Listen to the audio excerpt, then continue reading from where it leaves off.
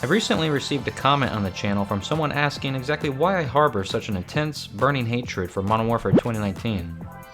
Typing out a basic reply simply wouldn't do the sheer depth of this technical disaster justice.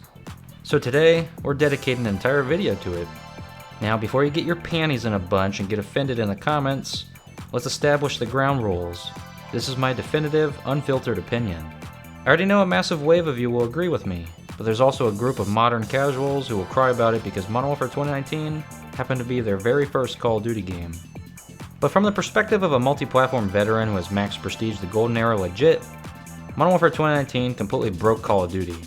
It's a fundamentally anti-consumer product that punished good players, rewarded extreme camping, and traded the franchise's soul for a $20 cosmetic marketplace. Let's look at the reality of why this game feels like a complete chore to play. The implementation of modern, aggressive, skill-based matchmaking. Every classic Call of Duty title featured loose, skill-based matchmaking, but network connectivity and lobby latency were always the absolute priority. With Modern Warfare 2019, Infinity Ward turned the matchmaking parameters up to the absolute max. They did this under the corporate guise of protecting new players so they wouldn't get slaughtered and quit. But let's expose the real financial reality. They didn't want casuals to quit because they wanted them to keep buying brain rot $20 character cosmetics. If you boot up any first-person shooter for the first time, you're supposed to get your ass kicked. You take your losses and you learn the maps and you improve over time. Instead, this game locked noobs into a fully protected skill bracket while dumping any decent, self-sufficient player straight into an unplayable, hyper-sweaty gauntlet. It got so incredibly fragile that the developers literally hid player deaths from the scoreboard during a match just to make sure bad players wouldn't feel bad about losing. They actively weaponized the user interface to force an illusion of equality. The map design was an absolute visual and structural tragedy. Layouts like Piccadilly and Azhir Cave were a complete, unpolished mess. And don't even get me started on Euphrates Bridge, easily one of the worst, most poorly thought out maps in video game history. And to ensure the pacing slowed down to an absolute crawl, Infinity Ward introduced mechanics specifically designed to protect stationary players. They littered the maps with interactive doors everywhere. Why did we need doors in an arcade arena shooter? In the classic Golden Era games, there were 0 closed doors you had to force open or sprint through. They combined these doors with a footstep audio as loud as an elephant. I never even played with a headset on, and even I could hear enemy footsteps from across the entire map.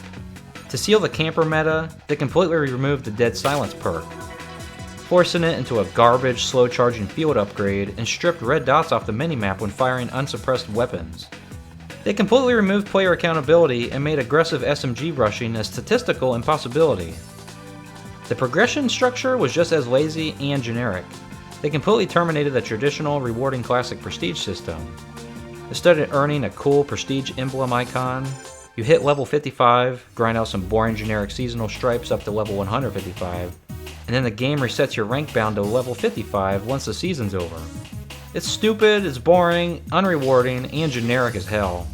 Was the game entirely garbage? Not quite. It had a minor sliver of competence. The campaign was a decent, over-the-top, enjoyable ride. I genuinely liked the Embassy Cubicle mission, but the rest of the story was very forgettable. And let's completely debunk the hype surrounding Clean House. The community acted like the tactical room clearing was an absolute second coming of Christ. It was super overrated. While the graphics looked pristine, I've never been a fan of how this modern engine handles. To me personally, it didn't even look like Call of Duty at all. It felt like a generic tactical shooter. Activision tried to buy our silence by making the DLC map packs free, but in return, they infected the game with paid operator bundles. Buying virtual characters is completely stupid. Why aren't we doing hard multiplayer gameplay challenges to unlock cool skins anymore? I've never purchased a single bundle in my entire life. Wasting $20 on a digital outfit is an absolute ripoff. The funny thing is, I haven't even touched this game since it came out. I forced myself to hit level 155 exactly once during preseason. Realized this game was an unplayable chore, and packed my bags before Season 2 even dropped. I personally think Modern Warfare 2019 is the worst mainline Call of Duty game ever produced. Almost sitting at a dead even tie with Vanguard. But that game is for a whole nother day. Drop a comment down below. Do you agree that Modern Warfare 2019 completely ruined the DNA of classic Call of Duty? Or do you actually love what this game brought to the franchise? I'll see you next time.